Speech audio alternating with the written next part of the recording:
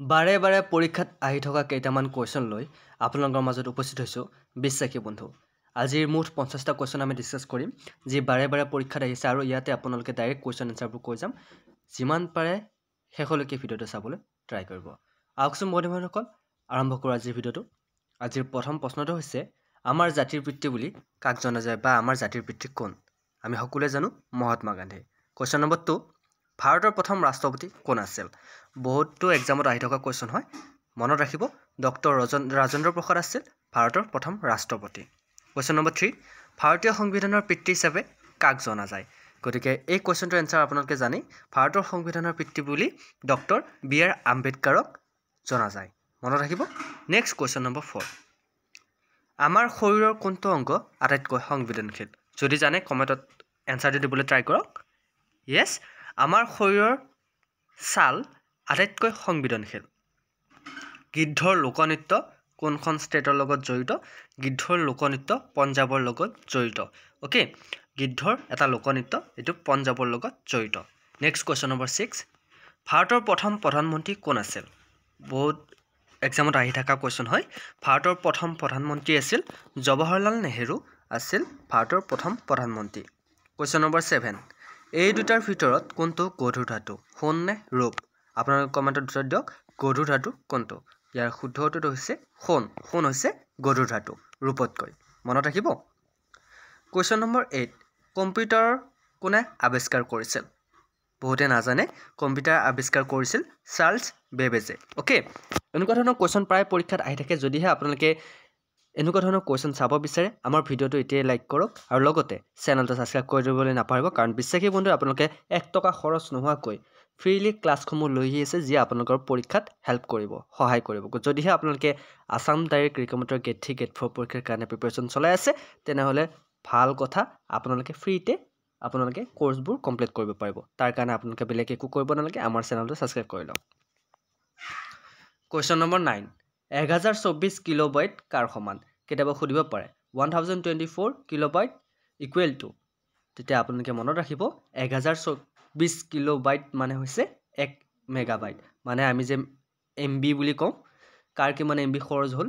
Okay, এই MB মানে kilobyte মানে KB, 1024 KB লগ লাগি 1 MB হয়, আৰু 1024 MB লগ লাগি 1 GB হয়। সেইটো মনত ৰাখিব। গিগাবাইট, কিলোবাইট, মেগাবাইট, টেৰাবাইট, যিসকলে কম্পিউটাৰৰ লগত জড়িত তেওঁলোকে জানে। গতিকে মনত ৰাখিব 1024 কিলোবাইট কাৰ সমান? 1 মেগাবাইটৰ সমান। কুৱেশ্যন নম্বৰ 10, কম্পিউটাৰৰ মগজু বুলি কাক জনা যায়? আমি সকলোৱে জানো কম্পিউটাৰৰ মগজু হৈছে CPU। অ'কে, CPUক আমি কম্পিউটাৰৰ মগজু বুলি জানো। এতিয়া বহুতে সুধিব CPUৰ ফুল ফৰ্ম কি? CPUৰ সম্পূৰ্ণ নাম হৈছে কণ্ট্ৰল প্ৰচেছিং ইউনিট। মনত ৰাখিব, CPUৰ ফুল ফৰ্মটো মই কৈ দিছোঁ। CPUৰ ফুল ফৰ্ম হৈছে কণ্ট্ৰল প্ৰচেছিং ইউনিট, আৰু CPUক কোৱা হয় আমাৰ কম্পিউটাৰৰ মগজু বুলি।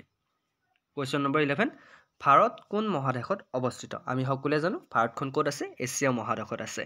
Next question number 12, Giza pyramid কোনখন দেশত আছে? গিজা পিৰামিড ইজিপ্তত আছে। ইজিপ্তত পিৰামিড আছে, আপোনালোকে জানে, আৰু গিজা পিৰামিড বুলি এটা পিৰামিড ক'ত আছে? ইজিপ্ততে আছে। কুৱেশ্যন নম্বৰ 13, কোনখন চহৰত স্বাধীনতাৰ মূৰ্তিটো আছে? এতিয়া স্বাধীনতাৰ মূৰ্তিটো ক'ত আছে বহুতে নাজানে। নাজানে যদি কৈ দিছোঁ, স্বাধীনতাৰ মূৰ্তিটো আছে নিউয়ৰ্ক চহৰত। কোনখন চহৰত? নিউয়ৰ্ক চহৰত স্বাধীনতাৰ মূৰ্তিটো আছে। কুৱেশ্যন নম্বৰ 14, ভাৰতত কিমান ক্ৰিকেট বিশ্বকাপ আছে বা বিশ্বকাপ কিমানটা জয় কৰিলে ভাৰতে? ইয়াৰ শুদ্ধ উত্তৰটো হৈছে 2টা। অ'কে, 2টা বিশ্বকাপ ভাৰতে জয় কৰিছে। নেক্সট কুৱেশ্যন নম্বৰ 15, প্ৰতি বছৰে শ্বহীদ দিৱস কেতিয়া পালন কৰা হয় বা কোন তাৰিখে পালন কৰা হয়? শ্বহীদ দিৱস কোন তাৰিখে পালন কৰা হয়? শ্বহীদ দিৱস 30 জানুৱাৰী তাৰিখে পালন কৰা হয়। মনত ৰাখিব। আৰু যিকেইটা কুৱেশ্যন লৈ আহিছোঁ প্ৰায় ৰিপিটেড কুৱেশ্যন হয়, আৰু এনেকুৱা ধৰণৰ কুৱেশ্যনবোৰ প্ৰায় পৰীক্ষাত অহা দেখা যায়, কিন্তু আমি মন নিদিওঁ, সেইবাবে আমি কুৱেশ্যন এনচাৰবোৰ কৰিবলৈ ৰৈ যাওঁ। গতিকে আপোনালোকৰ বাবে আজি এটা সোণালী সুযোগ, আপোনালোকে কুৱেশ্যন এনচাৰবোৰ ধুনীয়াকৈ মনত ৰাখক, লিখি ৰাখক। আপোনালোকে চাব 100% গেৰাণ্টি এনেকুৱা ধৰণৰ কুৱেশ্যনে আপোনালোকে দেখিবলৈ পাব। কুৱেশ্যন নম্বৰ 16, আমাৰ সৌৰজগতৰ প্ৰথম 3টা গ্ৰহৰ নাম লিখা বুলি ক'লে কি কি আহিব বাৰু আপোনাৰ? প্ৰথম 3টা বুলি কৈছে। কুৱেশ্যনটো ভালকৈ মন দিব। কুৱেশ্যন নম্বৰ 16, আমাৰ সৌৰজগতৰ প্ৰথম 3টা গ্ৰহ কোনকেইটা বাৰু?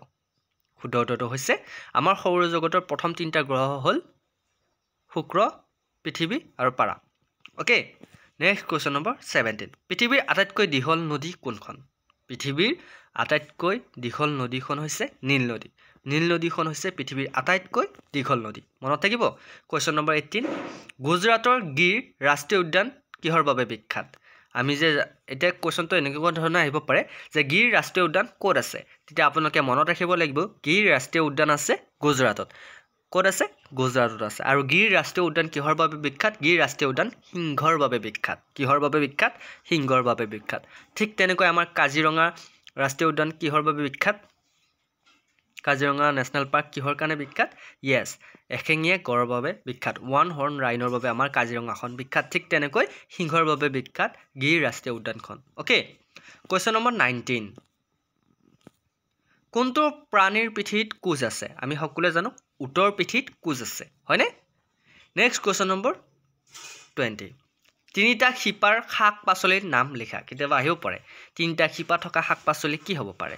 তেতিয়া আপোনালোকে মনত ৰাখক বুট, বিলাহী, মূলা আদি শিপাৰ শাক পাচলিৰ নাম আপোনালোকে ক'ব লাগিব। Question number 21। বেট বল আৰু উইকেটেৰে খেলা খেলখনৰ নাম কি? বেট বল আৰু উইকেটেৰে খেলা খেলখনৰ নাম হৈছে ক্ৰিকেট। ক্ৰিকেট আমি কিহেৰে খেলোঁ? বেট বল আৰু উইকেটেৰে খেলোঁ। Next question number 22। ভাৰতৰ আটাইতকৈ সৰু ৰাজ্যখনৰ নাম কি? আমি সকলোৱে জানো ভাৰতৰ এখন সৰু ৰাজ্য আছে, একেবাৰে সৰু। কেতিয়াবা আহিব পাৰে স্মলেষ্ট ষ্টেট কোনখন? আহি থাকে পৰীক্ষাত। তেতিয়া আপোনালোকে মনত ৰাখিব স্মলেষ্ট ষ্টেট বা সৰু ৰাজ্যখন হৈছে গোৱা। গোৱাখন একেবাৰে সৰু। আপোনালোকে মেপত চালে গম পাব। Question number 23। পৃথিৱীৰ আটাইতকৈ দ্ৰুততম প্ৰাণী কোনটো? পৃথিৱীৰ আটাইতকৈ দ্ৰুততম প্ৰাণী হৈছে চিতা। অ'কে, মনত ৰাখিব চিতা হৈছে পৃথিৱীৰ আটাইতকৈ দ্ৰুততম প্ৰাণী, মানে অতি বেগেৰে যাব পাৰে। Question number 24। কোনটো প্ৰাণীক মৰুভূমিৰ জাহাজ বুলি কোৱা হয়? আমি জানো যে মৰুভূমিৰ জাহাজ বুলি উটক কোৱা হয়, কাৰণ উটে পানী নোহোৱাকৈ মৰুভূমিত বহু কেইবাদিন থাকিব পাৰে। Question number 25। মৰুভূমিত কোনবিধ উদ্ভিদ গজে? মৰুভূমিত কেকটাছ গজে। কেকটাছ মৰুভূমিত গজে, সেইটো আপোনালোকে সকলোৱে জানে। একদম চিম্পল কুৱেশ্যন হয়। Question number 26। ভাৰতৰ সৰ্বোচ্চ বান্ধটো কি? ভাৰতৰ সৰ্বোচ্চ বান্ধটো হৈছে তেহেৰী বান্ধ। তেহেৰী বান্ধটো হৈছে ভাৰতৰ সৰ্বোচ্চ বান্ধ, মনত ৰাখিব। Question number 27। এটা আকৃতিৰ চাৰিওফালে থকা মুঠ দূৰত্বক ইয়াৰ কি বুলি কোৱা হয়? এটাৰ আকৃতিৰ চাৰিওফালে থকা মুঠ দূৰত্বক ইয়াৰ পৰিধি বুলি কোৱা হয়। যিসকলে মেথছত কুৱেশ্যন কৰে তেওঁলোকে জানে পৰিধি উলিওৱা সূত্ৰটো কি আছিল। আপোনালোকে মোক কমেণ্ট কৰকচোন। এটা বৃত্তৰ পৰিধি উলিওৱা সূত্ৰটো কি আছিল? মোক কমেণ্ট কৰক। Next question number 28। 8টা বাহু থকা এটা চিত্ৰক কি বুলি কোৱা হয়? 8টা বাহু থকা এটা চিত্ৰক কি বুলি কোৱা হয়? এইটো কুৱেশ্যন অকণমান ট্ৰিকি, সেইকাৰণে কমেণ্টত উত্তৰ দিয়কচোন। মেথছৰ কুৱেশ্যন হয়। য়েছ, 8টা বাহু থকা এটা চিত্ৰক অষ্টভুজ বুলি কোৱা হয়। কি বুলি কোৱা হয়? অষ্টভুজ। মনত থাকিব। Question number 29। কি ৰঙে শান্তিৰ প্ৰতীক বুজায়? আপোনালোকে জানে এটা ৰং আছে যিয়ে শান্তিৰ প্ৰতীক সেই বুজায়, সেই ৰংটোৰ নাম কি? শুদ্ধ উত্তৰটো হৈছে বগা ৰং। বগা ৰংটো হৈছে শান্তিৰ প্ৰতীক। গতিকে আমাৰ জাতীয় পতাকাখনত আপোনালোকে বগা ৰংটো দেখা পাইছে। বগা ৰংটো শান্তিৰ প্ৰতীক। বাকী দুটা ৰঙে কি বুজায় মোক সেইটো কমেণ্ট কৰক। Question number 30। ভাৰতৰ ৰাষ্ট্ৰীয় গছবিধৰ নাম কি? বা ভাৰতৰ ৰাষ্ট্ৰীয় গছ কোনবিধ? আমি সকলোৱে জানো ভাৰতৰ ৰাষ্ট্ৰীয় গছ হৈছে বান গছ। অ'কে, বটগছ। Next question number 31। কোনটো ফুলৰ ৰং বগা? আমি সকলোৱে জানো জেচমিন ফুলৰ ৰং বগা। Question number 32। আগ্ৰা নদী কাৰ পাৰত অৱস্থিত? কি নদীৰ পাৰত অৱস্থিত? আগ্ৰা নদীৰ পাৰত কি অৱস্থিত? আগ্ৰা নদীৰ পাৰত অৱস্থিত। য়েছ, আগ্ৰা নদীৰ পাৰত কি আছে? আমি সকলোৱে জানো আমাৰ যমুনা নদীখন আছে। বা আগ্ৰা কোনখন নদীৰ পাৰত অৱস্থিত? যমুনা নদীৰ পাৰত অৱস্থিত। Question number 33। ঘোঁৰাৰ কেঁচুৱা বুলি কাক কোৱা হয়? ঘোঁৰাৰ কেঁচুৱা বুলি কাক কোৱা হয়? কলটক ঘোঁৰাৰ কেঁচুৱা বুলি কোৱা হয়। Question number 34। ভাৰতৰ জাতীয় প্ৰাণী কি? ভাৰতৰ জাতীয় প্ৰাণী হৈছে বাঘ। Question number 35। কণীৰ আকৃতি হ'ল? আমি সকলোৱে জানো কণীৰ এটা আকৃতি আছে, গোলকো নহয়। গতিকে কণীৰ আকৃতি কি? অন্ধকাৰ বুলি কোৱা হয়। কণীৰ আকৃতিক কি বুলি কোৱা হয়? অন্ধকাৰ বুলি কোৱা হয়। Question number 36। পৃথিৱীৰ আটাইতকৈ বেছি প্ৰচলিত ভাষা কোনটো?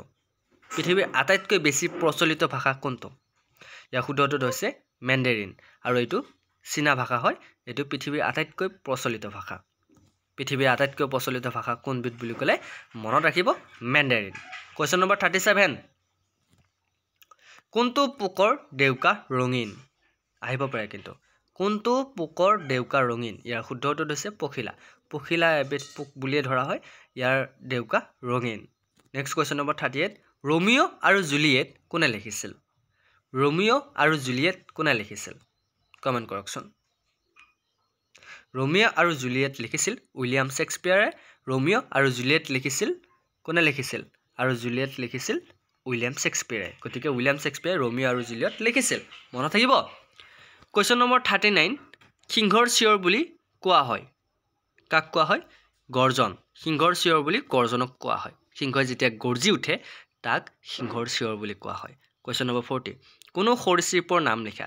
কোন এটা সৰীসৃপৰ নাম আমি সকলোৱে জানো টিক টিক এবিধ সৰীসৃপ ওকে এনেকুৱা ধৰণৰ সৰীসৃপৰ বহুত নাম আছে আপোনালোকে জানে যদি মোক কমেন্ট কৰক কোৱেশ্চন নম্বৰ 41 চকুৰ চানি পৰা ৰোগক কি বুলি কোৱা হয় আমাৰ যে চকুত চানি পৰে সেইবিধ ৰোগক কি বুলি কোৱা হয় চকুৰ চানি পৰা ৰোগক কোৱা হয় ইয়েস চকুৰ চানি পৰা ৰোগৰ চকু বুলি কোৱা হয় এবিধ ৰোগ আছে এবিধ নামটো মই কৈ দিম বাৰু কোৱেশ্চন নম্বৰ 42 কোনটো অংগ আমাৰ তেজ শুদ্ধ কৰে কিডনি আমাৰ তেজ শুদ্ধ কৰে নেক্সট কোৱেশ্চন নম্বৰ 43 কোনে ৰচনা কৰিছিল জাতীয় সংগীত জনগণ মন সংগীতটো আমাৰ নেশনেল এন্থেমটো কোনে ৰচনা কৰিছিল ৰবীন্দ্ৰনাথ ঠাকুৰে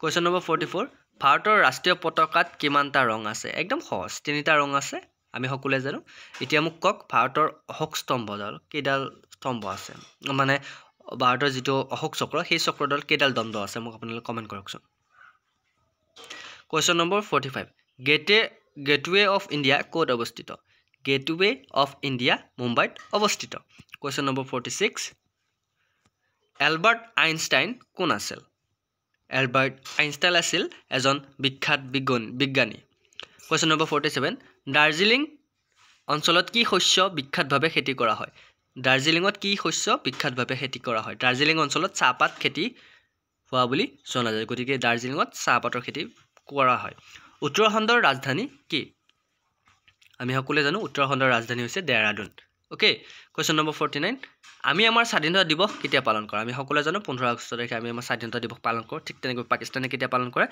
14 আগষ্টত নেক্সট কোৱেশ্চন নম্বৰ 50 সূৰ্য হৈছে কি সূৰ্য হৈছে আমাৰ নক্ষত্ৰ তো বন্ধুসকল একদম সিম্পল কোৱেশ্চন হয় গেট 4 গেট 3 কিন্তু এইবিলাক কোৱেশ্চন ৰিপিটেড আহে কোৱেশ্চনবোৰ ভালকে চাব আৰু মন দিব বহুত দেখাত সহজ কিন্তু কিছুমান এইবিলাক কোৱেশ্চনে ৰৈ যায় এনেকুৱা ধৰণৰ আমাৰ সিৰিজ যদি আপোনাক লাগে কমেন্ট কৰিব আমি আকৌ অন্যটা ভিডিঅত আপোনালোকৰ বাবে বহুত ইম্পৰ্টেন্ট আৰু সিলেক্টিভ কোৱেশ্চন লৈ আহিম তো আজিলৈ মানে অন্যটা ভিডিঅত লগ পোৱাৰ প্ৰতিশ্ৰুতিৰে জয় হিন্দ জয় অসম